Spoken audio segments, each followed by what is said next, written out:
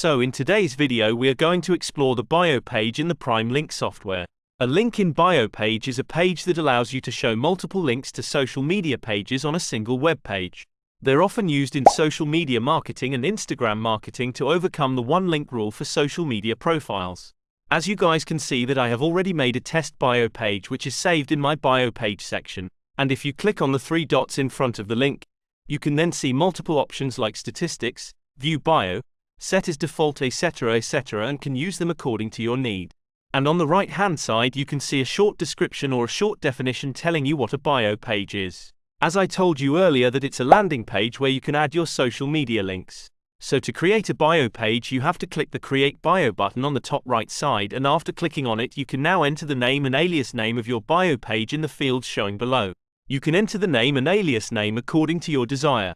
After clicking on Create, you can see that we have successfully created a bio page, and now you can further add your social links, detail content, and there are more options which you can play around with and explore what this software have to offer you.